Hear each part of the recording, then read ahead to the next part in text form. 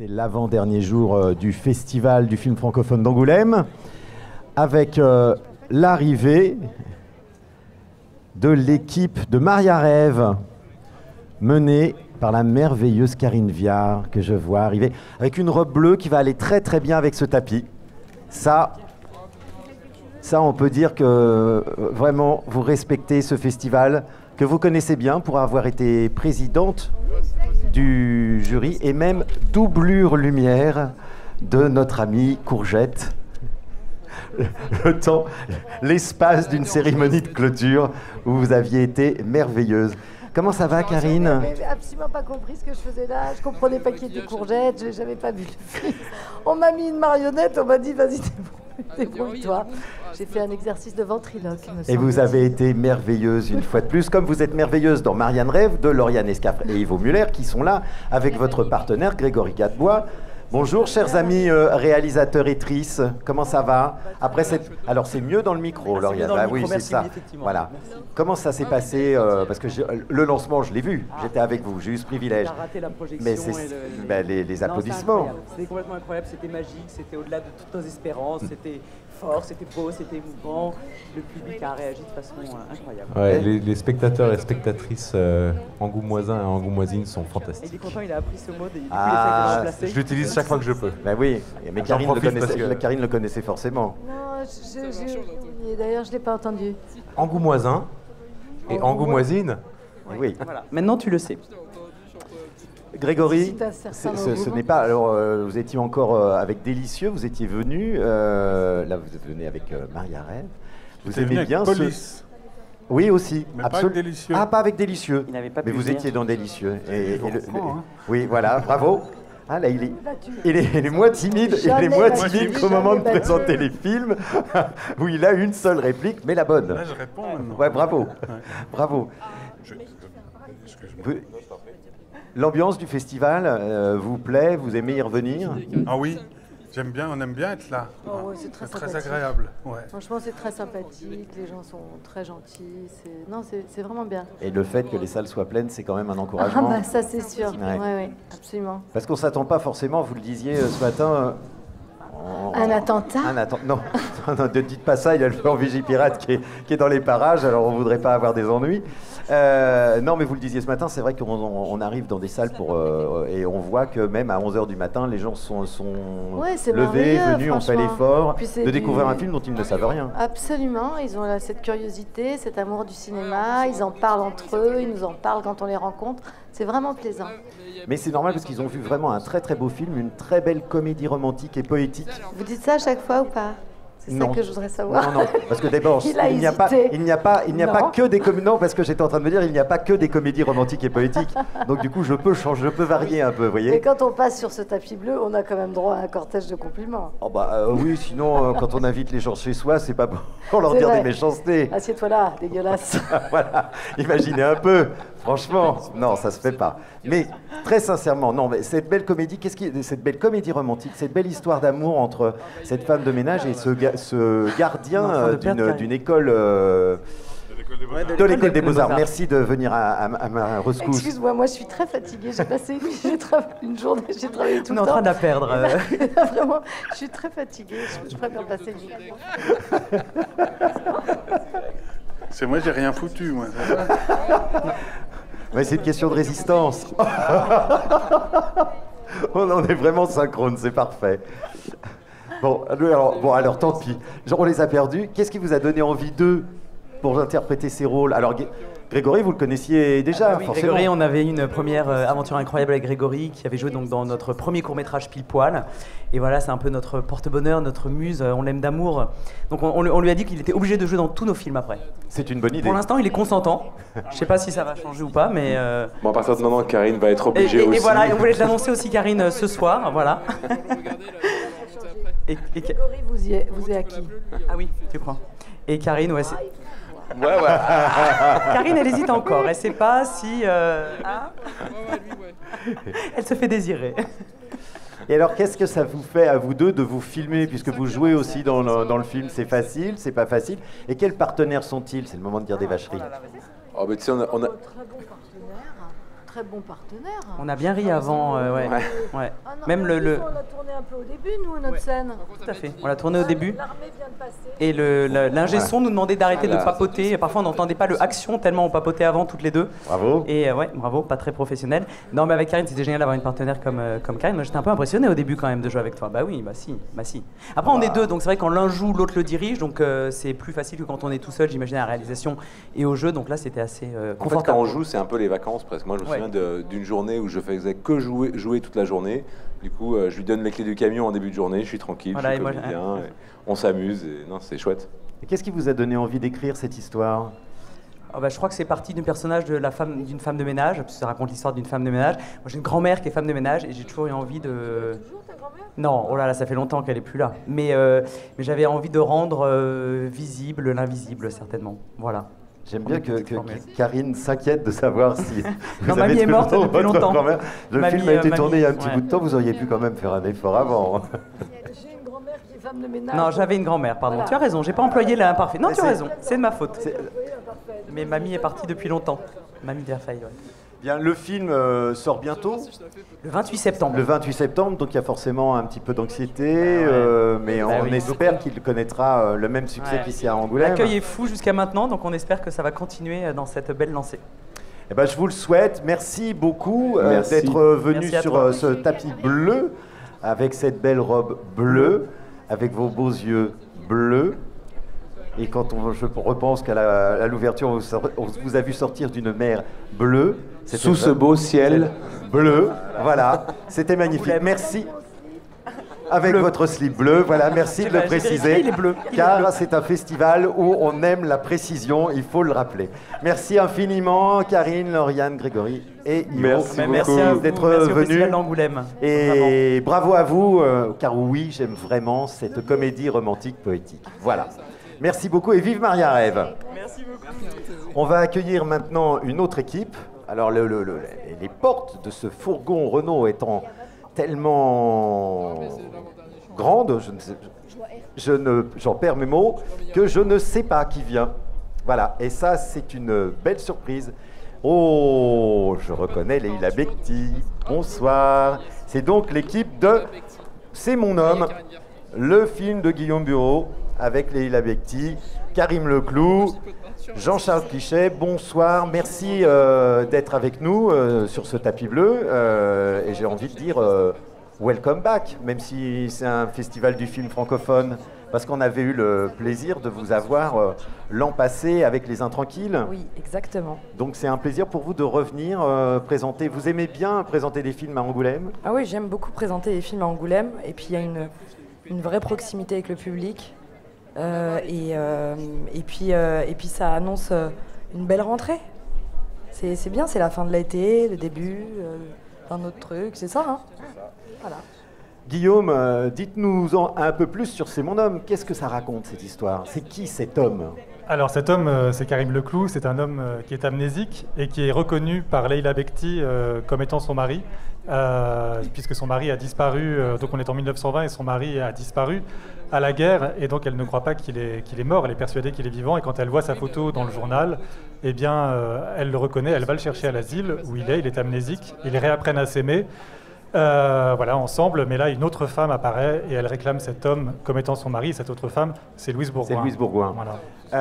Karim, c'est facile de jouer un homme qui finalement ne sait rien de qui il est?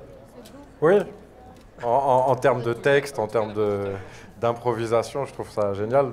Justement, ça laisse une grande part de créativité et surtout d'être entouré de tels partenaires. Ça en devient très facile puisque c'était très heureux j'étais très heureux de tourner avec Leïla et Louise, que je trouve être deux sublimes actrices. Alors Jean-Charles, vous aussi, alors je ne sais pas si vous étiez venu présenter Les Amours d'Anaïs, je ne me souviens plus, ma mémoire me fait défaut. Est-ce que vous découvrez le festival ou vous étiez déjà venu? Totalement. Et alors? Eh ben, pour l'instant, c'est très bien. Ça fait 3 heures que je suis là, je vais être honnête avec vous. Donc voilà, vous n'avez pas eu le temps de vous pour lasser. l'instant, c'est très chouette. Il fait beau, les gens sont là, c'est super. Ah, franchement, on ne peut pas se plaindre là de voir des salles pleines et tout ça. C'est absolument c'est génial. fou. Vous avez Nous, on est bien raison. vraiment très contents. Enfin, c'est pas un truc... Non, mais je sais, enfin c'est... pour de vrai. Hein. Oui, On est c'est vraiment super contents. Leïla, elle l'a dit l'opinion tout à l'heure commune. aussi. Ouais. Bon, bah, écoutez, merci beaucoup d'être passé sur notre tapis bleu. Longue vie à C'est mon homme. On a une idée de la date de sortie, Guillaume? Le 18 janvier. Le 18 janvier. Donc on a le temps de 18 janvier. On a le temps de faire du bouche à oreille pour le film. Et voilà, le 18 janvier. Après la Coupe du Monde. Après la... Ah, bah génial. Comme ça, on est tranquille. Génial. Non, on moi, je peut m'en fous, faire j'aime le pas le truc football. après. Voilà. On est tranquille. Bon, merci beaucoup, merci infiniment. Et bah, écoutez, bon festival à vous qui le découvrez. Merci. J'accueille maintenant un homme qui veut partir absolument sur la Lune, dans l'astronaute. C'est Nicolas Giraud, qui est bien accompagné, puisqu'il y a avec lui Anne Charrier, qui est sa supérieure hiérarchique dans le film, si mes souvenirs sont bons. Sa commandante. Tout à fait. Voilà. Bonjour, bienvenue. Comment ça s'est passé, cette projection de l'astronaute? Je crois très bien. D'après ce que votre producteur m'en a dit. La salle vibrait. La salle vibrait. Et de l'électricité dans l'air, c'était merveilleux. Ouais. Très lumineux. Donc c'est l'histoire d'un homme qui aurait aimé être astronaute, et puis il a été recalé. Et donc il décide de construire sa fusée et de partir dans l'espace. J'ai bien résumé? Vous l'avez parfaitement résumé. Il va falloir que je voyage avec vous lorsque je vais présenter le film, parce que vous le faites avec beaucoup de simplicité, j'y arrive pas. Anne, qu'est-ce qui vous a... parce qu'il y a un casting formidable. On sent qu'il y a... Je pense qu'il doit y avoir beaucoup d'amour et d'amitié pour Nicolas, des gens qui sont venus parfois pour de très courtes scènes, mais des acteurs qui habituellement portent un film sur leurs épaules. Oui, c'est vrai. Enfin, pas en ce qui me concerne, mais en l'occurrence pour beaucoup de... que je pense à Jérémy Régnier, par exemple, ou enfin Mathieu Kassovitz, c'est une vraie grande Jérémy, partition. Hippolyte Girardot, Mathieu Kassovitz, Hélène Vincent, Bruno Locher. C'est vrai que c'est que des invitations.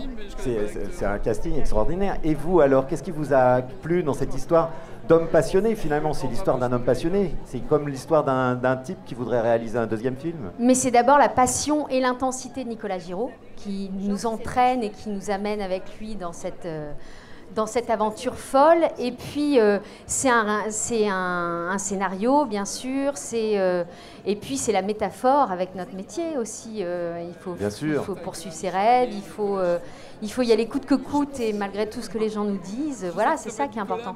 Vivre sa passion, parfois au péril de sa vie, mais vivre sa passion. C'est vraiment un très beau film. On a déjà une idée de la date de sortie, Nicolas? On a même une idée très précise. Ça sera le 15 février 2023 et ça sera même la Saint-Claude. Ah, très bien. Pourquoi je dis très bien? Ah bah si, parce que le prénom du grand-père de Jim... Voilà, c'est ça. Il me semblait bien donc l'astronaute s'appelle Claude. Donc je ne peux pas être plus heureux. Donc on peut dire que le compte à rebours est lancé pour cet astronaute qui n'est pas un cosmonaute ou un spationaute. Voilà, on a bien répété hier soir et on a bien fait. Voilà, merci. Quelle équipe. Quelle équipe formidable. Et merci Angoulême quand même. Merci Angoulême. C'est vrai, merci Angoulême. Merci à tous là. Merci. Merci beaucoup à vous deux. Merci d'être passés sur notre tapis bleu et longue vie à l'astronaute. Merci les amis, merci beaucoup. Je suis sûr qu'il va faire un beau voyage. Tiens d'ailleurs, big up pour mon agent, là, Elisabeth Tanner, qui a un sourire de ouf. Merci Angoulême. Big up, Elisabeth. Ciao. On a le droit de dire qu'il a une très belle moustache. La moustache, les amis, c'est l'élégance d'un sourire, d'un regard comme ça qui s'éclaire sur l'horizon. Je vous embrasse, c'était super. Alors, je vois Dominique Besnéard qui vient d'arriver sur le tapis bleu. Il accompagne, si tout va bien, l'équipe de Arrête avec tes mensonges, qui est son coup de cœur, qu'il a tenu à présenter donc cette année au festival.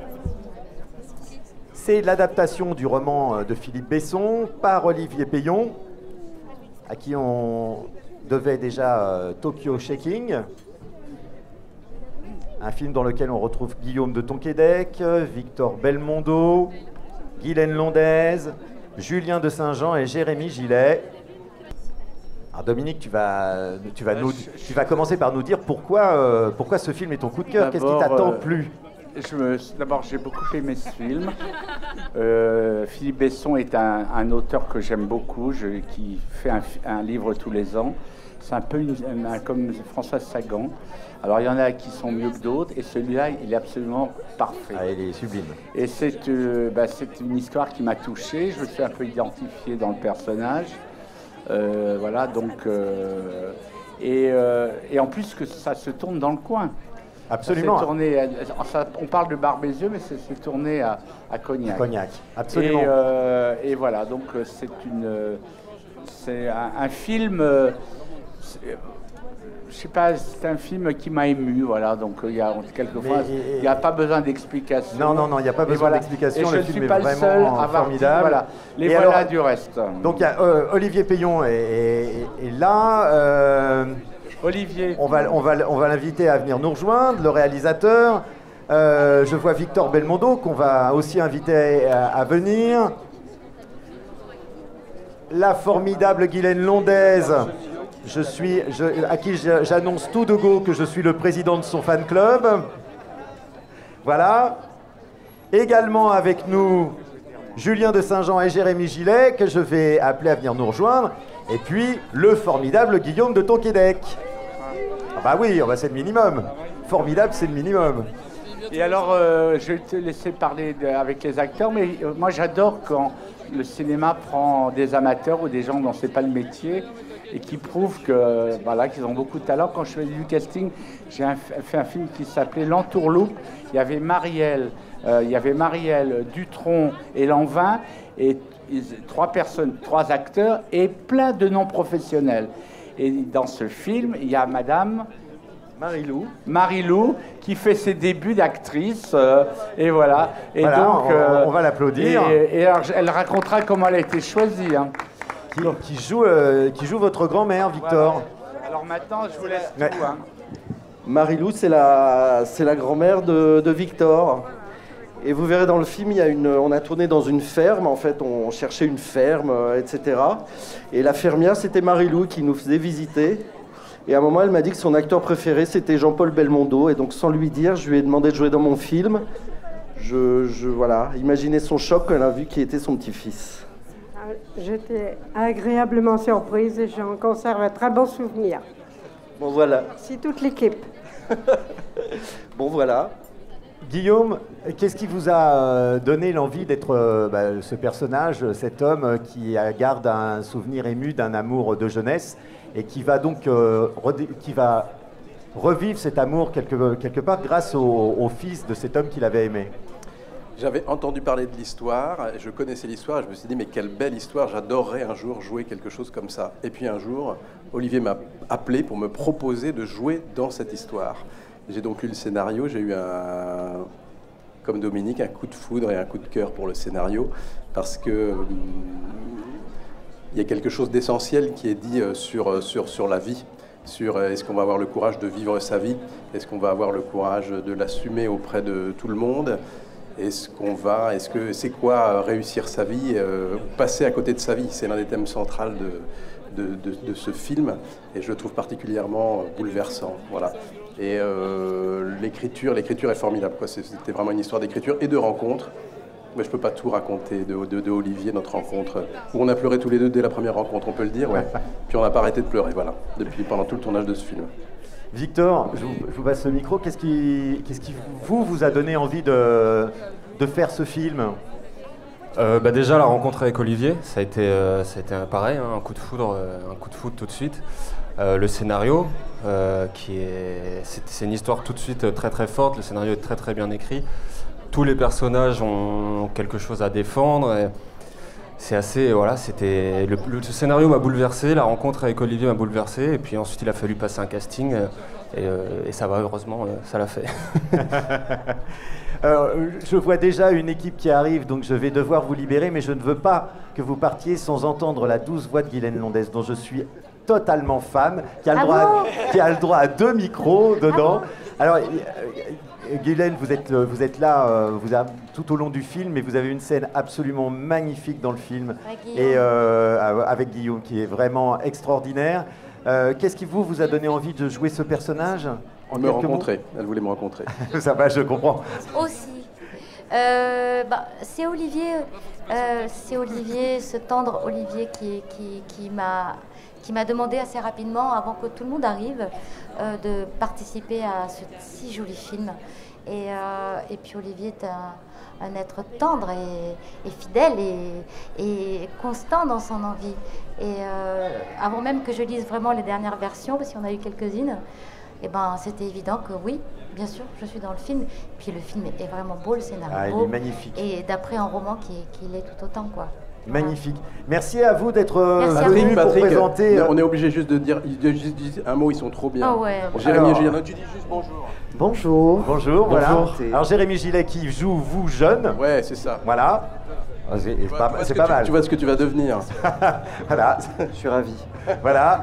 Et vous, Julien de Saint-Jean, qui jouait donc Thomas Andrieux, cet amour de jeunesse. Vous êtes donc le père de Victor de Belmondo, ça ne se voit pas.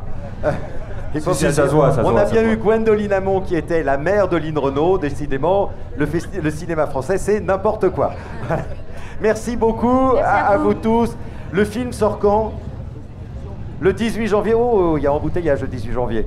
Allez voir de toute façon, allez au cinéma, allez voir tous les films et arrête avec tes mensonges, c'est une pure merveille, l'adaptation Oui, c'est vrai. donc du roman de Philippe Besson qui a été membre du jury ici au festival il y a quelques années. Merci à vous tous, merci beaucoup. J'ai pleuré comme une madeleine, donc je vous recommande chaleureusement ce film. Merci infiniment. Merci On à vous. accueille maintenant l'équipe de Tu choisiras la vie qui... Voilà. Merci de bien suivre les indications de votre attaché de presse, s'il vous plaît. Voilà, et maintenant j'accueille l'équipe de Tu choisiras la vie, le premier long métrage comme réalisateur de Stéphane Fraisse, qui est venu avec son interprète principal, Lou Delage, et avec Natacha Krief, qui est donc à l'affiche de Tu choisiras la vie, mais qu'on verra aussi ce soir dans Simone, le voyage d'un siècle. Donc bravo pour cette double actualité au festival. Stéphane, avec un micro, qu'est-ce qui vous a donné l'envie de passer de devant à derrière la caméra ? Qu'est-ce qui m'a donné envie certainement une chose assez confuse au début, qui est finie par être un film. En fait, on ne sait pas très bien pourquoi on se met à écrire. C'est une nécessité. Et puis, au bout d'un moment, on comprend qu'on est en train de faire remonter à la surface des choses qui devaient respirer un peu. être dites. Voilà, c'est ça. Mais ça fait déjà un moment que j'aimais écrire, que je m'étais associé à des auteurs en script doctor ou pour faire évoluer des projets d'écriture, et j'avais de plus en plus envie de ça, mais surtout j'avais besoin de dire cette histoire que vous avez vue d'ailleurs. Et que j'adore, Merci, Tu merci. choisiras la vie, très très belle histoire, histoire d'une femme qui vit mal sa religion et qui tout en étant croyante aimerait pouvoir sortir du carcan dans lequel elle est enfermée, et que vous interprétez magnifiquement, Lou Delage. Est-ce que ça change quelque chose, vous qui avez déjà tourné avec une comédienne qu'on aime beaucoup, Mélanie Laurent, est-ce que ça change quelque chose d'être dirigé par un comédien ? Mélanie, c'est une comédienne aussi. Oui, oui. Donc quelque part, c'est assez amusant parce qu'on voit les acteurs qu'ils sont et on voit leur rapport à eux au plateau dans la façon de nous diriger. Et alors, Donc, quelle différence? Je garderai des secrets. Mais T'étais pas trop évidemment, déçu. ils ont conscience du jeu. Donc, Natacha, quel réalisateur est-il ? Pardon ? Italien. Italien. Ah, c'est bien, c'est bien. Si non, c'est comme Valeria Bruni Tedeschi, ça veut dire quand même beaucoup de, oui, beaucoup de mouvements. il y a une certaine ivresse comme ça. Non, c'était super de travailler avec Stéphane, de travailler avec Lou, Ricardo. Moi, j'ai une petite partition dans le film et que j'ai adoré défendre parce que c'est donc la sœur de Lou et c'est une sorte de miroir, un petit miroir à un moment du film, voilà, qui nous donne des informations plus sur elle. c'est celle qui n'ose pas se révolter. Voilà, je suis celle qui n'ose Ouais. pas se révolter, exactement. Qui ne sait pas encore, mais Oui, voilà. Merci beaucoup à vous trois. N'en disons pas trop, puisque le film est présenté demain matin à 11h ici au CGR. Donc venez nombreux pour découvrir Tu choisiras la vie, le premier film extrêmement réussi de Stéphane Fraisse. Merci beaucoup à vous trois. Et très vite. On se retrouve demain matin. Voilà, on se retrouve demain matin dans les salles du CGR. Les salles du CGR qu'ils ont, ils en ont fait plusieurs tout à l'heure pour présenter les fans du Square. Je vous laisse par là. À plus. Les fans du Square avec nous, Ahmed Silla et Eye Haïdara, mais également Léa Drucker et Julien Rambaldi, l'heureux réalisateur des Femmes du Square qui a été présenté tout à l'heure. Comment ça s'est passé? Est-ce que ça va mieux, Ayé? Je suis encore plus émue que tout à l'heure. Ah bah alors on est mal alors. On est très très mal. Non mais alors vraiment, je l'ai dit et je le redis, le public d'Angoulême est merveilleux, il m'a beaucoup touchée et c'était un bonheur de... J'ai l'impression de redécouvrir le film. Je l'avais vu une fois, mais là je l'ai vraiment découvert et en sentant la salle comme ça, aussi chaleureuse et tellement à l'écoute de cette histoire du parcours de cette femme que c'était vraiment des moments bons à prendre, quoi. Exceptionnels. Julien, en quelques mots, l'histoire du film, les femmes du soir. Qui sont ces femmes du soir? Ce sont des femmes qu'on croise et qu'on regarde pas beaucoup. Et dans ce film, on les découvre vraiment. Voilà. Ce sont les femmes qui, en gros, enfin comme vous dites, élèvent nos enfants. Oui, pendant que nous, on va travailler, elles élèvent nos enfants. En tout cas, elles s'en occupent. Et c'est vrai que c'est le personnage d'Angèle qui est une sorte d'ange gardien qui va aider et accompagner ces femmes pendant tout le film. Et grâce à travers Angèle, on découvre cet univers. Voilà. Léa, vous êtes une de ces femmes qui confie donc son enfant, avec qui elle a un rapport un petit peu difficile parce qu'en plus elle se sépare de son compagnon ou de son mari. Et donc vous jouez cette femme qui trouve de l'aide avec Angèle. Oui, moi je joue une femme qui est un peu perdue dans sa vie, beaucoup de solitude et qui ne parvient plus forcément à apporter de la joie dans sa famille. Elle n'est pas entièrement responsable de ça, mais enfin ça c'est la vie. Et donc elle se retrouve démunie et va engager Angèle, qui va avoir un rôle essentiel dans la joie de son fils, de son enfant. Et elle va s'en rendre compte un peu de loin, comme ça, et puis petit à petit s'y intéresser, et être un peu déstabilisée même par le rôle d'ange gardien que joue Angèle dans la vie. Angèle, l'ange gardien. Ahmed, donc dans ce film, vous portez la robe, mais la robe d'avocat. Exactement. J'ai préparé toute la journée. C'est vrai? Ouais. Je suis content. Et moi donc. J'ai eu l'habitude de porter des robes. Osez ça, c'est pour ça, osez ça face à vous. Mais celle-ci, je pense qu'elle me sied à merveille. À merveille, vous êtes un avocat. Non, je suis très content. Je suis très content de... Vous êtes un avocat très convaincant. Exactement. Mais il n'y a que dans un film où j'aurais pu être un avocat aussi convaincant. C'est-à-dire que dans une cour normale, les gens prennent perpète, c'est sûr. Mais je suis sûr que vous défendez plein de belles causes. Oui, à fond. Et je suis très heureux de participer et de faire partie de ce film. Parce que Julien m'a offert vraiment un rôle sur mesure, comme les costumes. Et je suis très heureux parce que c'est Ayé qui porte ce film à merveille. Et moi, je viens rajouter des petits escabeaux là où il faut. Et elle mène ce film merveilleusement bien. Merci à vous quatre d'être venus présenter le film triomphalement aujourd'hui ici au FFA. Les Femmes du Soir sort le 16 novembre. Le 16 novembre, il le fait le tellement... 16 novembre 2022, le 16. Eh bien le 16 comme 16 ans dont j'appelle l'équipe maintenant. Bravo, merci Ahmed pour cet enchaînement. Merci beaucoup Léa, Ayé. Je vous aime, mais vous le savez. Merci, bravo pour la moustache. Ça n'a rien de nouveau. Merci. Une moustache incroyable. Voilà, et c'est une vraie, elle n'a rien à voir, ce n'est pas un artifice. Merci beaucoup. Philippe Fioret, heureux de vous retrouver sur ce tapis, enfin retrouver sur ce tapis bleu, non, puisque c'est une nouveauté du festival, mais heureux de vous retrouver au festival, accompagné de vos deux acteurs principaux, les acteurs de 16 ans, Sabrina Levoix, l'ai-je bien prononcé, et Télo Azaïs. Ça, c'est un nom qu'on connaît dans le cinéma, Azaïs. 16 ans, dites-nous tout. C'est un bel âge, mais dans votre film, c'est aussi un âge compliqué plutôt. Oui, c'est les deux. Enfin, moi, j'étais très content d'avoir 16 ans pendant quelques mois. Oui. Ça m'a fait du bien. Pendant 12 mois même, normalement. Voilà. Et non, j'avais ce film en tête depuis longtemps. En fait, c'est Roméo et Juliette. Mais aujourd'hui. Qui reprend du galon aujourd'hui. Et mon seul problème, c'était de leur trouver des visages, quoi. Et je pense que je suis arrivé. Ah, ils sont formidables dans le film. Télo, qu'est-ce qui vous a donné envie d'être donc ce Roméo parce qu'on se bat quand même quand on fait des castings et tout ça, on a très envie d'être choisi, je suppose. Bien sûr, on a toujours envie d'être choisi. Après, ce qui m'a donné envie, c'est déjà le scénario. C'est une histoire qui touche pas mal de gens ici en France ou partout ailleurs. Et c'est une histoire qui m'a beaucoup touché parce que justement, ça permet peut-être d'avoir une autre vision de ces couples qui se battent pour ça. Et non, je suis très content de faire partie de ce film. Le salaire aussi. Ça, faut pas le dire. Ça. Pardon? J'ai le salaire aussi. Ah oui, non, mais ça, c'est accessoire quand même. Sabrina, vous, qu'est-ce qui vous a donné envie d'être cette Juliette moderne? Alors moi, j'avais pas le scénario, j'ai vu le synopsis et j'ai vu que Nora, c'était une personne très déterminée, très sensible, qui abandonne pas, qui est très courageuse.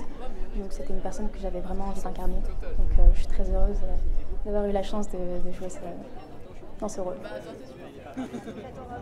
Philippe, qu'est-ce qui vous a donné envie de retourner avec des jeunes après je vais bien, ne t'en fais pas, elle était un petit peu plus âgée, mais quand même, c'était une jeune femme au cœur du film. Qu'est-ce qui vous a donné envie de retravailler avec des jeunes gens? Quand j'ai fait Je vais bien, Mélanie était rentrée en terminale et eux, ils rentrent en seconde. Il n'y a pas beaucoup de différence d'âge. Il n'y a pas beaucoup de différence d'âge. Et non, ce qui m'a donné envie de retravailler avec des gens de cet âge, c'est que Roméo et Juliette, ils ont 16 ans.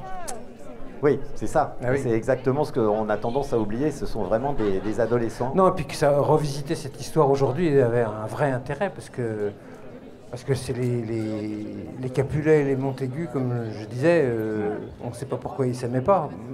Et aujourd'hui, on sait un peu, quoi. Merci beaucoup à vous trois d'être venus nous parler de 16 ans. Comment s'est passé la... Merveilleusement bien. Ouais. Ah, ça fait du bien, hein. Ah oui. Ouais. C'est ça l'effet Angoulême, c'est que en fait, on se retrouve dans des belles salles avec du public qui en plus est bienveillant et attentif. Donc c'est vraiment formidable. Merci beaucoup à vous trois d'être venus donc pour nous parler de 16 ans. Et j'accueille maintenant l'équipe de la Passagère et je ne vous ai pas reconnu, Cécile. Avec votre belle couleur de cheveux. Bonsoir Cécile.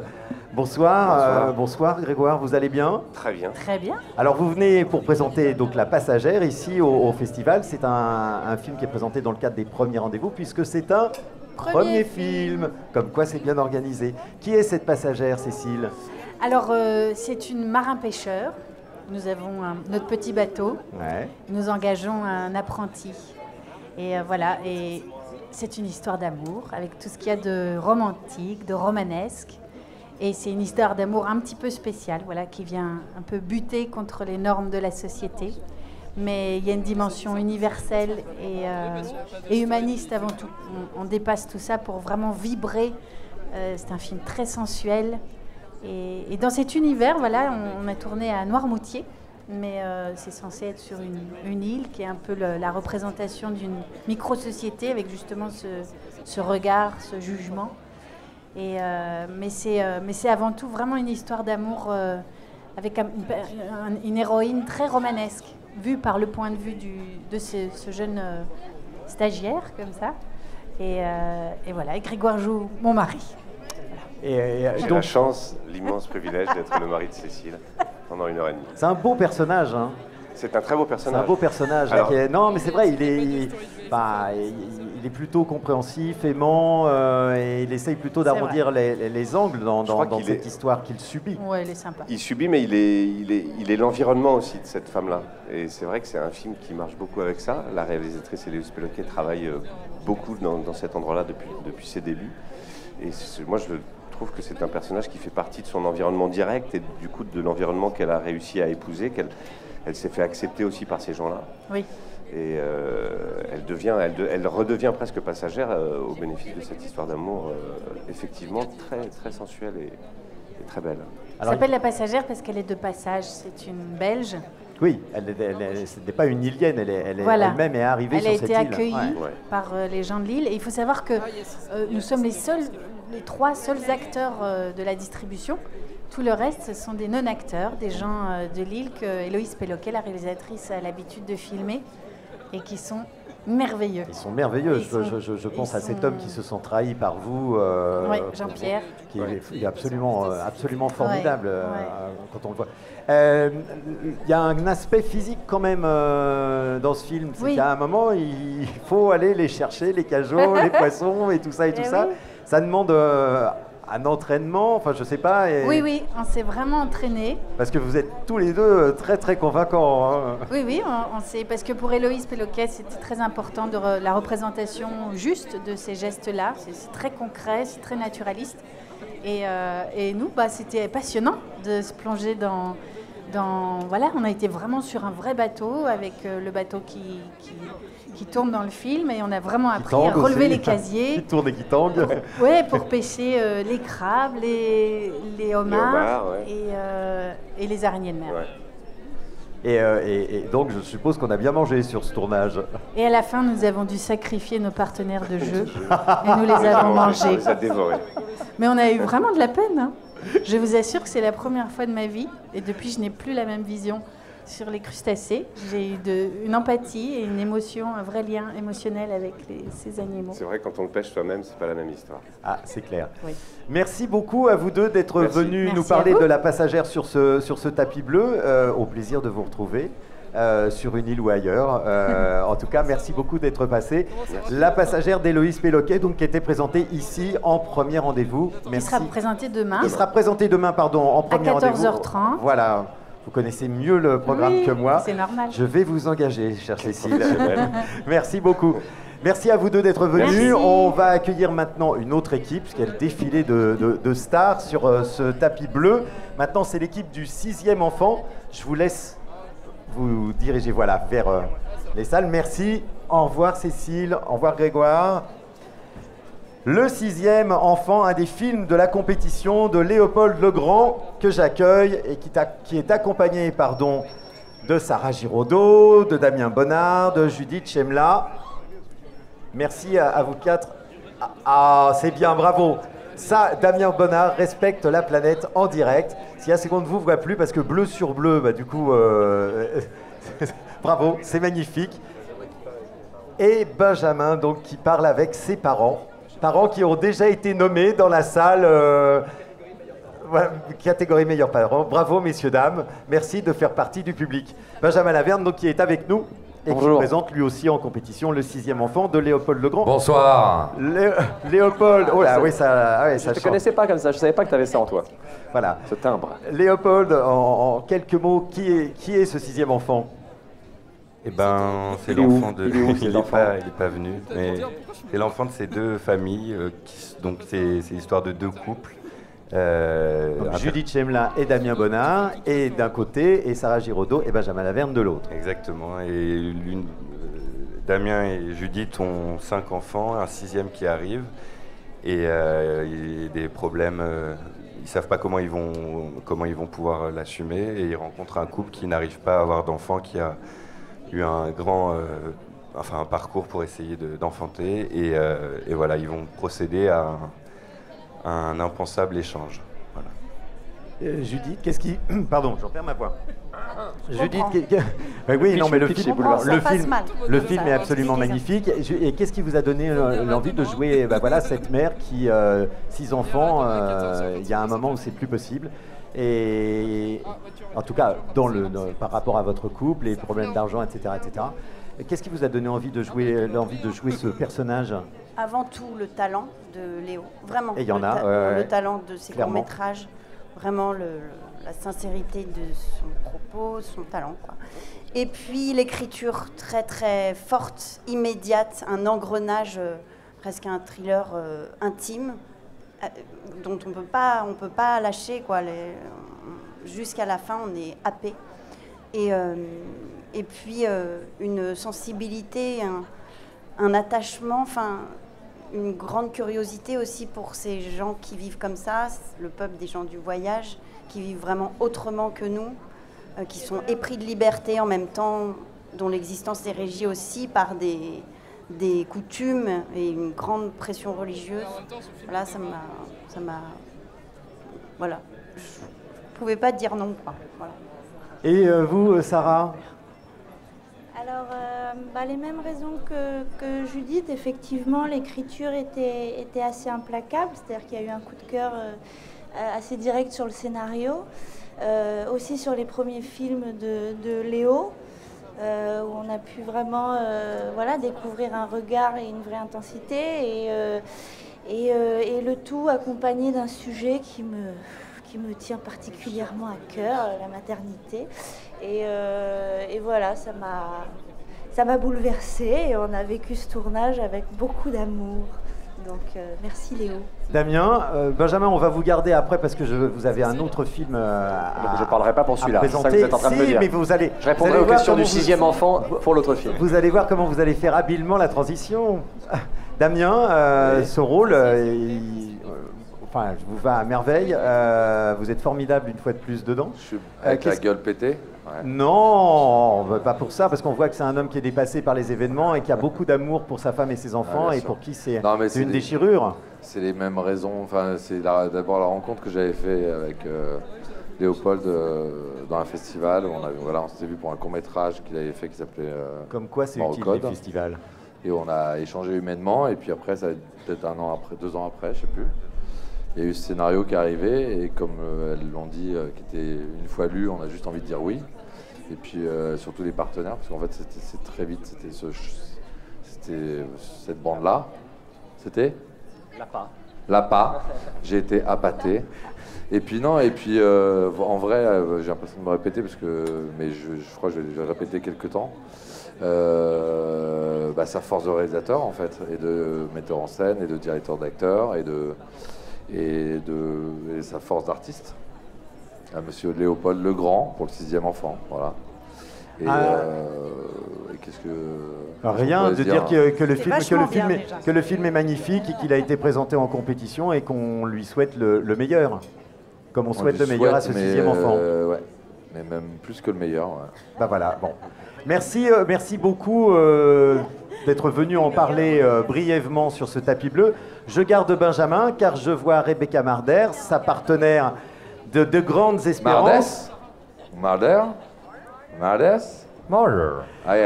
Et Sylvain Desclous. Et Sylvain Desclous, son réalisateur. Voilà. Du coup, il faut lâcher le micro maintenant. C'est ça, mais enfin c'est comme vous voulez. Ouais. Il est temps. Voilà, vous êtes renvoyé par Rebecca Marder. Merci beaucoup à vous et bravo pour ce film magnifique. Bravo Léopold. Benjamin, donc vous êtes dans 2 films cette année ici au festival. Formidable. Quelle actualité. Oui, non, je suis très gâté. Surtout que c'est 2 rôles qui sont vraiment, pour le moins, très différents. C'est vrai. Ça, c'est la richesse de ce métier, quand ça arrive, et qu'on vous projette, que des metteurs en scène vous projettent dans des caractères, des rôles, des aventures différentes. On saute dessus. Donc je suis hyper reconnaissant et très heureux, et je me sens chanceux. Ouais. Parce que c'est ce que vous disiez cet après-midi à propos du film de Sylvain quand vous le présentiez, c'est que vous trouviez ça super qu'il vous ait imaginé dans ce rôle que vous avez qualifié à un moment, mais je ne dirai pas de quoi. Oui, j'ai utilisé un mot qui n'est pas très correct, un gros mot, voilà, de la famille des gros mots. Oui, non, mais c'est parce que certains acteurs disent c'est ingrat de jouer des salauds ou des gens pas très amoraux. Ça se dit amoraux, des gens amoraux? Oui. Amoureux. Voilà, et amoureux. Et amoureux. Immoraux. Et au contraire, moi je trouve que c'est des rôles, quand ils sont bien écrits, parce que ça peut être très caricatural et assez manichéen, mais quand on voit l'humanité derrière ces personnages, alors là on a envie de sauter dessus et de les interpréter. Et au-delà de l'amusement, là c'était aussi la profondeur du sujet et la complexité de ce personnage. Donc ça j'ai adoré. Alors, le vôtre aussi, de personnage, Rebecca, il est particulièrement complexe. Elle passe quand même par plein d'états dans le film. Oui, complètement. Moi, c'est ce qui m'a séduit. Bon, la première lecture, j'ai trouvé ça tellement palpitant, ce mélange des genres. On passe du thriller au film politique, au film romantique, film carcéral. Enfin, il y a quand même... c'est vrai. Et du coup, non, mais c'est vrai. Et donc, j'ai été séduite par ça. Et puis, par le fait que... Dans les rôles féminins, et on me propose pas 10 000 rôles à la minute, je passe des castings et tout ça, mais je veux dire que c'est rare de se voir proposer des rôles féminins aux trajectoires aussi unique, parce que c'est vrai que je trouve que le film, et c'est ce qui m'a séduit, est aussi assez... Ça tient un peu de la tragédie grecque. Il y a quelque chose qui tient un peu du fatum. J'ai l'impression qu'elle est rattrapée par son destin, que c'est une femme qui voudrait, une jeune femme qui voudrait et qui a les capacités d'échapper à sa condition et qui est rattrapée malgré elle par son destin. Et donc je la trouvais passionnante parce qu'en plus elle est ambitieuse, et souvent l'ambition et le sexe féminin, c'est pas deux choses qui vont ensemble. Une femme ambitieuse, c'est un peu péjoratif, alors qu'un homme ambitieux, c'est une qualité. Et donc moi je trouvais que ça allait être assez grandiose de pouvoir la défendre. Et c'est vrai qu'on passe par des moments où on se dit mais est-ce qu'elle est morale, elle aussi, elle a des convictions, elle a des engagements, et elle veut faire de la politique, accéder au pouvoir, non pas pour le pouvoir, mais pour le mieux et pour changer les choses et aider l'humanité. Donc en fait, elle est quand même... voilà, c'est une femme qui est quand même bien intentionnée. Oui, voilà. Et puis, elle sacrifie pas tout par amour. Donc c'est vrai que c'est des personnages de femmes qui sont rares, qui sont en prise comme ça avec leur destin. Donc passionnant à jouer. Mais je me reconnais pas du tout dans le film. Je suis impressionnée. Ça, c'est le plaisir aussi. Et Benjamin, que j'ai vu jouer au théâtre et au cinéma, pareil, je l'avais jamais vu comme ça. Donc très agréable. Sylvain, qu'est-ce qui vous a donné envie de les réunir? Qu'est-ce qui vous a donné l'envie de former ce couple à l'écran? J'avais l'assurance qu'en les réunissant à l'écran, le couple allait extrêmement bien fonctionner parce qu'ils se connaissent depuis la Comédie Française, ils ont travaillé ensemble. Et il était très important qu'au début du film, on croit véritablement à ce que voilà, ces deux-là s'aiment d'amour, s'aiment dans la politique, s'aiment dans le combat. Et que, comme tu disais, le personnage de Madeleine n'est ni une arriviste, ni une opportuniste, mais bel et bien une grande amoureuse qui embarque son amoureux voilà, dans le combat politique auquel elle croit depuis toujours, et voilà, jusqu'à ce que le destin en décide autrement. Voilà. Bon, et la morale de l'histoire, c'est peut-être aussi que quand on conduit en Corse, c'est mieux de ne pas être trop pressé. Exactement, il faut respecter les limites de vitesse et surtout pas faire de doigt d'honneur.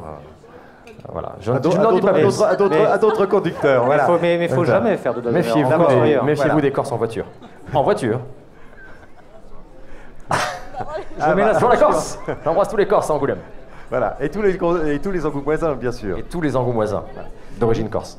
Merci beaucoup à vous trois d'être venus donc présenter De Grandes Espérances. On a déjà une idée de la date de sortie du film, Sylvain? Début 2023. Début 2023. Eh bien écoutez, enfin moi je l'ai déjà vu, mais j'y retournerai volontiers parce que vous êtes tous les deux... Vraiment? Vous allez le faire? Ah oui, oui. Oui. On veut voir le ticket. On veut voir un post Instagram avec le ticket. Alors je le ferai. On en reparlera, monsieur. Je le ferai. Et vous allez ramener des copains. Non, mais j'en suis sûr. Et puis en plus, là, je le verrai sur un grand écran, ce qui n'a pas été le cas la première fois. Voilà. Quel aveu. Voilà, obligé, me dirait Rebecca Marder, je le ferai, c'est promis. Merci à vous trois. Vous avez au moins déjà une entrée. Et merci beaucoup. Ça, c'est pas rien. Et c'est aussi ça le festival. Ouais, c'est aussi ça le festival du film francophone d'Angoulême. Merci beaucoup. On accueille maintenant l'équipe de Youssef Salem a du succès. Mais bien, et toi? Oui, et on accueille Youssef Salem en personne, ou plutôt son interprète. Ramzi Bedia, Baya Kasmi, Noémie Lovski, bonjour. Bonjour Michel Leclerc. Ah non. J'ai failli t'avoir. Bonjour. Comment ça va? Eh ben ça va bien, ça va encore mieux maintenant que vous êtes là. On a failli pas venir. Bah, pourquoi? Non, c'est une blague. Ah bah c'est une mauvaise blague alors. Elle a été écrite par Youssef, c'est pas possible. Non, c'est un bon auteur, Youssef. Youssef, c'est un bon auteur. C'est un très bon auteur. C'est un très bon auteur malgré lui. Et le fait d'avoir écrit ce roman, qui devient un roman à succès, va un peu semer la zizanie dans sa famille. Et comme quoi, quand on court après un truc et que ça arrive, des fois on n'en veut plus. Voilà, méfions-nous de nos rêves parfois. Et ben voilà. Merci. Il fait la même blague sur le plateau tous les jours, plusieurs fois par jour. Mais voilà, c'est ça qui est bien, le comique de répétition. Toujours, il y en a qui appellent ça du relou. Moi, je trouve ça de marrant. De la répétition, c'est pas pareil. Baya, qu'est-ce qui vous a donné l'envie d'écrire cette histoire pour votre deuxième film? J'avais envie d'écrire un rôle à Ramzi. J'avais envie d'écrire sur ce que c'est d'écrire de l'autobiographie. J'avais envie de faire vraiment une comédie sur le bordel de l'identité. Donc voilà, on a mélangé tout ça avec Michel. Puisque vous écrivez ensemble, Vous aviez écrit Le nom des gens ensemble, vous avez écrit Le goût et les couleurs récemment ensemble, et donc maintenant Youssef. Ouais. Et vous, Noémie, vous êtes son agent littéraire, vous êtes finalement son éditrice, pardon. Son éditrice, celle à cause de qui le succès arrive. Vous vous en réjouissez, mais lui, pas du tout. Oh bah, non, je crois pas que ce soit à cause d'elle, mais enfin, grâce à elle. Mais moi, je suis très, très, très contente. Surtout que je suis pas une éditrice très... Et puis, il a un prix, par contre, ah bah oui, le Goncourt. Qui va me faire changer de catégorie. Et je l'ai eu en vrai, en plus, le Goncourt. Mais bien sûr. C'est pour ça qu'elle a écrit ça. Voilà, c'est ça. En fait, c'est un documentaire. C'est un documentaire sur ma vie. Et c'est très bien fait, bravo. Merci, monsieur. Non, mais le film est vraiment savoureux, il est vraiment très réussi. Il y a plein d'autres comédiens qui sont merveilleux. Je pense à Oussama Kedam, qui joue votre frère. Il est formidable. Ce pauvre boulanger que vous oubliez dans le livre que vous écrivez. C'est-à-dire que tout le monde se plaint que je parle d'eux dans le livre, et lui, je n'en parle pas, il se plaint du fait que je n'en parle pas. Comme quoi les gens ne sont jamais contents. Comme sur cette interview. Exactement. Merci à vous d'être venus pour nous parler de Youssef Salem a du succès. Je suis sûr que le film en aura aussi. On sait déjà quand il sort. En janvier, normalement. Le 18 janvier. Le 18 janvier. Le 18 janvier apparemment est une bonne date, parce que j'entends beaucoup cette date de 18 janvier. Va falloir vous entendre entre vous, les distributeurs. Il y a un moment où... Il va falloir aller au cinéma, surtout. Surtout. Mais là, les salles sont pleines, donc tout va bien. Ah bon, c'est plein en ce moment? Ah bah c'est plein, ici c'est plein. Vous m'envoyez ravi. Eh ben nous le sommes. Merci infiniment à vous quatre d'être venus pour nous parler de Youssef Salem a du succès. Vous êtes obligé de faire François Damien et Malik Bentala après? Obligé, pas obligé parce que sinon... obligé de le faire? Mais c'est à cause de Marie-France Brière, elle a mon nom, mon adresse et mon numéro de sécurité sociale. Faites pas Malik, s'il vous plaît. Ah, il y a Malik. Mais si, parce qu'il a fait un bon film, du coup je suis obligé. Bon voilà. D'accord. Et François Damien obligé aussi? Oh bah oui, c'est porteur, c'est ça, c'est ça, voilà. Mais venez, avec Jérôme Commandeur, avec Ludovic Colbeau-Justin, le co-réalisateur avec Malik Bentala, et puis Joséphine Japy, qui n'est pas là ce soir en tant que membre du jury, d'ailleurs qui a très bien fait son travail. Ça y est, c'est fini, on n'en dira rien, mais les délibérations ont eu lieu. On est incorruptible jusqu'à la fin. Oh bah je n'en doute pas, enfin moi je sais tout, si vous voulez savoir, c'est 5 €. Voilà, ça c'est fait. Donc plein d'embrassades, embrassades à gogo. C'est honteux, ces gens se connaissent et ils s'embrassent, c'est affreux. Alors, le Covid maintenant, c'est tellement dépassé, on est plus monkeypox. Il faut être 2022. Il joue une statue dans la jungle et on le reconnaît très très bien. Donc, oui, voilà. Donc, vous avez présenté Malik et Ludovic, vous avez présenté cet après-midi. Si on joue à Chabit, ça va être compliqué. Vous avez présenté donc Jacques Mimoun et le secret de Valverde, une comédie d'aventure absolument géniale. Cet après-midi, c'était la grande séance. Et grande séance, en effet, puisqu'il y avait combien de spectateurs? 31 500 exactement. 31 500. François les a comptés en personnes. Non, il y avait 1500 personnes, je crois. Oui, 1500 personnes. 1500 merci d'ailleurs, merci beaucoup au festival. C'était une projection incroyable, donc on a kiffé. Ça, c'est vraiment, ça, c'est de la projection pour du film d'aventure. Hein. Film d'aventure, comédie surtout. C'est une projection pour de la comédie, pour le rire, pour partager ça tous ensemble. Et c'est vrai qu'en ce moment, on en a besoin et ça a fait du bien. Ouais. Et on est retransmis dans toute la ville, là, comme ça? Ah, pardon. Oui. Il a vraiment dit ça? Ouais. Non. T'as dit ça? Mais tu devais partir, il n'y a pas une voiture. Il y a une voiture pour Ramzi, s'il vous plaît. Attends, Ramzi, regarde ce que je vais dire. J'espère en tout cas que vous prendrez autant de plaisir à voir le film qu'on a eu à le fabriquer. C'est super vendeur, ce truc-là. Détrompe-toi, tu verras. Ça, je suis convaincu de ça. Ludovic, ça a dû être difficile, ce tournage. Non, c'était super, c'était très agréable. Non, c'était un super moment, on s'est bien amusé. Quoi? C'était dur parce qu'il n'y a pas... On était dans un pays qui était normalement pour zéro Covid. On aurait dit, on a fait 15 jours tous enfermés dans nos chambres. Et après, le pays devait être ouvert à nous. Et dès qu'on est arrivé, le Covid est arrivé aussi et le pays s'est refermé.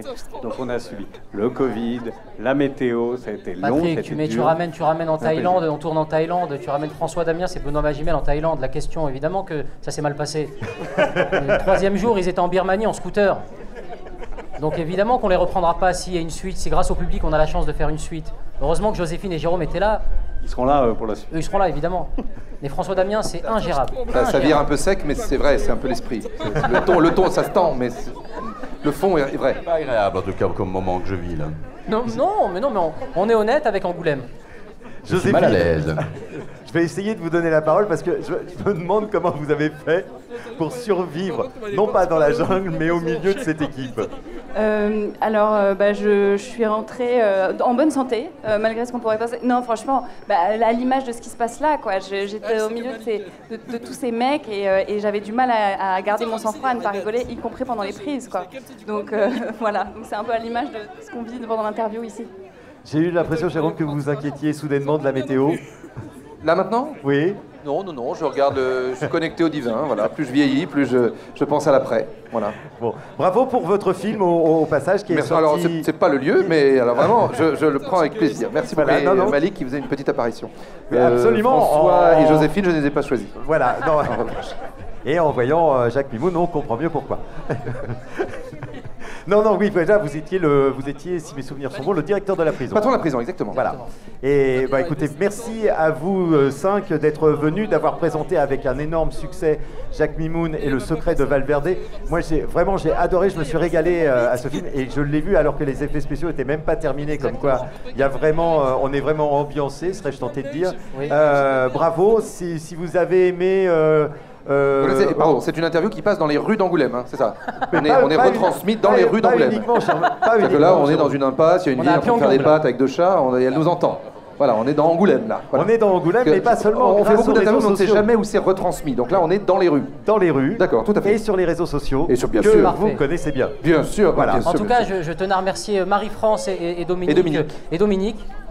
Et qui sont là tous les deux, merci. J'espère qu'il y aura une médiathèque à votre nom, ou un rond-point, ou un gymnase un jour. Ce rond-point ou un club échangiste même. Ou même un club échangiste, comme dit François, mais quelque chose, parce qu'on a accueilli comme des rois, c'est un bonheur, et merci aux gens qui sont venus voir le film en tout cas. Aux Angoumoisins. Aux Angoumoisins, ils cherchaient, du coup, les gens, mais Angoumoisins, voilà. Aux gens, voilà. Aux humains. Mais ce sont des gens, effectivement. Ce sont des gens adorables, et merci à eux. Merci à vous, merci d'être venu présenter le film, merci pour ce film qui est un vrai plaisir de cinéma, et ça fait du bien à voir ça. Voilà, merci beaucoup. Merci, et enfin, nous accueillons maintenant l'équipe du film qui va être présentée ce soir à 20h en avant-première. C'est Simone, Le Voyage du siècle.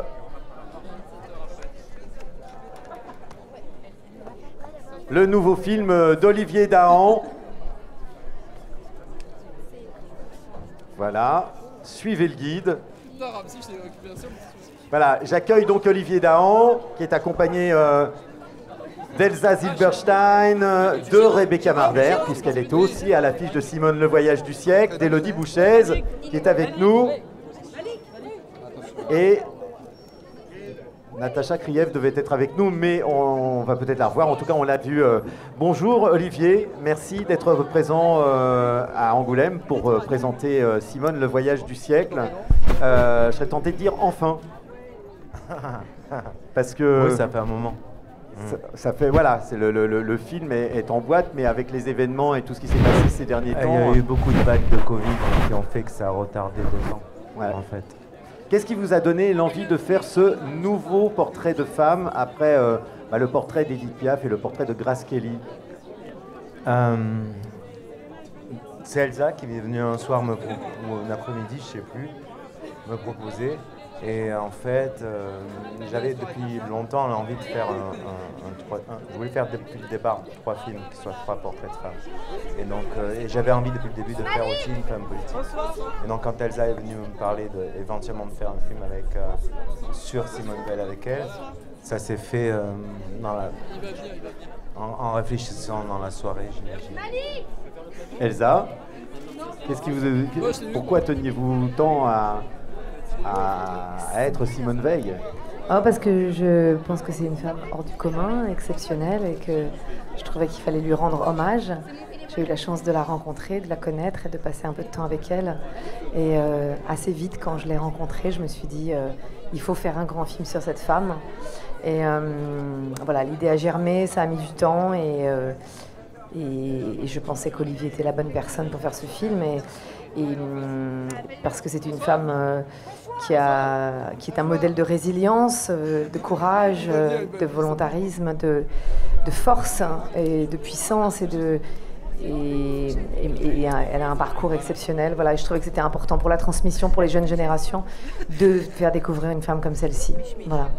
Alors, vous jouez Simone Veil à deux époques de sa vie. Rebecca, vous saviez, quand on voit le film, on a beau connaître Simone Veil, enfin moi j'ai appris des choses sur elle et j'étais encore plus admiratif.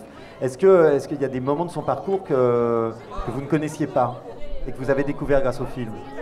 Alors moi, 2 ans avant de passer l'audition pour jouer Simone Veil et participer à cette grande aventure, j'avais lu son autobiographie. Donc en fait, à la lecture de son livre, en fait, j'avais vraiment découvert, au-delà du monument historique qu'elle est, j'avais découvert quand même ses autres combats. Je savais l'avortement, je savais son travail en tant que ministre de la Santé, mais j'ai découvert tout ce qu'elle a fait pour les prisonniers, tout ce qu'elle a fait pour les détenus, tout ce qu'elle a fait pour les drogués, les malades du sida. Donc en fait, j'étais assez bouleversée à la lecture de son autobiographie. Et puis après, j'ai passé une audition et Olivier m'a choisi et m'a donné cette confiance-là. Et donc il s'agissait d'être à la hauteur du personnage et à la hauteur que le film soit à la hauteur d'elle aussi. Donc voilà, mais j'ai découvert, en plus de tous ces combats, qu'elle nous avait légué aussi, comment dire, qu'elle nous avait légué un héritage très fort. Et voilà, et c'est comme disait Elsa, c'est le courage, la dignité, l'intégrité. Et donc je suis très fière et tellement heureuse de pouvoir présenter le film enfin, comme vous disiez ce soir, parce que c'est un beau film qui parle de transmission et au-delà du biopic, c'est un film qui parle vraiment de la mémoire intergénérationnelle. Alors je suis très heureuse. Et puis malheureusement aujourd'hui on fait face à des problématiques, tous les sujets abordés dans le film sont quand même tristement actuels. Et je pense qu'à chaque crise, et on traverse une période de crise, les droits des femmes seront remis en question. Et donc ce film est d'autant plus nécessaire aujourd'hui et on est encore plus heureux qu'il sorte aujourd'hui en 2022. C'est ce que j'allais dire, c'est à nous aussi de préserver cet héritage qu'elle nous a légué et de faire en sorte que cet héritage ne soit pas abîmé. Oui. Élodie, vous jouez la maman de Simone Veil avant qu'elle ne soit déportée avec ses filles. Qu'est-ce qui vous a donné envie de participer? Alors, ce n'est pas la première fois que vous travaillez avec Olivier, mais qu'est-ce qui vous a donné envie de participer à ce film? Oui, avec Olivier, on se connaît depuis longtemps. On a traversé des époques ensemble. Elle, Simone Veil, Olivier, la lecture de ce scénario, formidablement écrit, formidablement construit. Et puis, comme disaient mes collègues, par un grand souci de transmission, encore et encore, toujours, il faut rappeler cette histoire. Merci beaucoup à vous de venir présenter le film ce soir. C'est vraiment un des grands événements du festival. Je l'ai vu, le film a vraiment complètement bouleversé. Enfin, on avait eu l'occasion d'en parler dans une de ces interviews Zoom qu'on fait pour le festival. Maintenant, il est temps de se rendre dans la salle parce que vous êtes très largement attendu par les spectateurs du festival. Merci infiniment d'être venus sur ce tapis bleu. Bonne soirée à vous tous et maintenant, place au cinéma. Merci beaucoup.